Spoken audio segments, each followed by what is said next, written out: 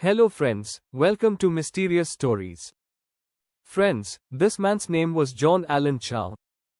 He was killed in an area of the world where no one dares to go, North Sentinel Island. Before I knew who John was and what happened to him, let me tell you something about North Sentinel Island.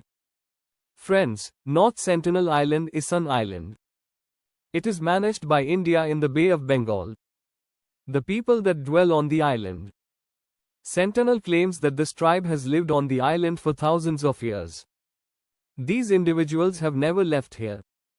They know nothing about the current world. This island measures 8 kilometers long and 7 kilometers wide. How many people are in this tribe?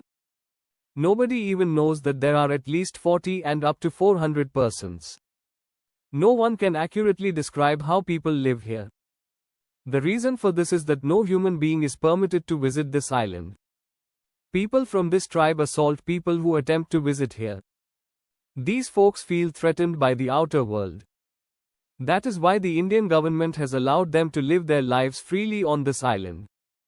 Friends, despite this, many individuals have attempted to visit here. John Allen Chau was also one of the individuals. He was a 26-year-old boy who passed away. Friends, John was from America. He was in Scottsboro, which is an American city. Born there were 3 sisters and brothers. John's parents are from China. John had a cheerful disposition. He was also a member of the soccer team at his institution. He enjoyed traveling the world. John made his first visit to the Andaman Islands in 2015. These are the same islands where North Sentinel Island is also found. It is evident that there was a ban on getting to North Sentinel Island, therefore he could not go there. However, John wished to go here for a quite different reason. See John A. He was a devout Christian who adhered strictly to his beliefs. He intended to travel to North Sentinel Island and inform the locals about the religion. John spent the next year arranging how to go to this island starting in 2017. He began receiving instruction in this area, as well as studying the language of these people. Although no one knows exactly the language the people of this region speak, John was doing everything he could to assist him. John also began training in how to defend himself if these individuals attacked him, but going to this island was like suicide. They even attack vessels that come near their jetty. If a helicopter passes over them, they will attack it with arrows. John had to come here alone, regardless October. In 2018, John visited India, specifically Port Blair, the capital of these islands. Here, he prepared his own bag. He also stored gifts for these individuals. His bag also included fish, which he had to distribute to these individuals. That in this manner, these folks would become his pals. He also carried medicines and other supplies on hand in case he was hurt and needed to be saved. It was unlawful to travel to North Sentinel Island, but John had devised the entire plot. In exchange for 25,000 Indian rupees, the Paras agreed to carry John to North Sentinel Island. John was aware of the significant risk he was taking, but he remained on their boat.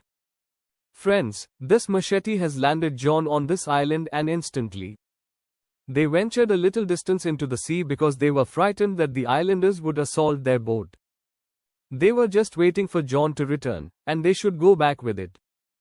John now he had arrived on island, and the people there approached him, surprise. He tried to communicate to them, but they couldn't grasp that John had tried to give them some gifts, and they were angry at him. John realized he couldn't talk to them just now, so he raced to the sea and pointed to those flying wings before sitting on the boat and returning. Friends, after a few days, John resumed chatting to them. This time, it reached the island.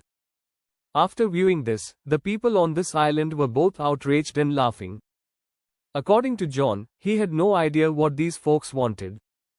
This time, he spoke with these people about it. Hearing this, he would laugh and begin speaking in his native language.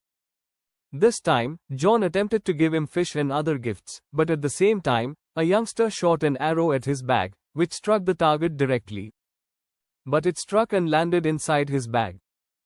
John was quite afraid. That boy was very afraid. The arrow could have also killed John. These individuals had most likely issued John his final warning not to return here. This time, John also returned from there. Friends, this was not the fault of the tribe's members. These folks have no idea what the world is like outside the island. Anyone who is not like them does not belong on their island. They see him as an enemy and are prohibited from visiting there. One more reason, and there are diseases. These people can contract many diseases from us, such as any virus from the outside world. Nonetheless, this time, John returned from here, but the very next day, November 17th, John returned to these people. Friends, this time John never returned. Nobody knows what happened to him. The two fishermen who were waiting for John in the sea noticed the inhabitants of island hauling John's lifeless body. They buried John alongside the sea. John had died.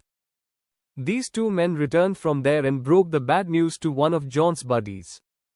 This same acquaintance of John told his family of his death in America. This news traveled throughout the world, and the governments of the United States and India both evolved in response. American tourist identification Chau, 27, was reportedly slain by the tribes of Sentinelese community.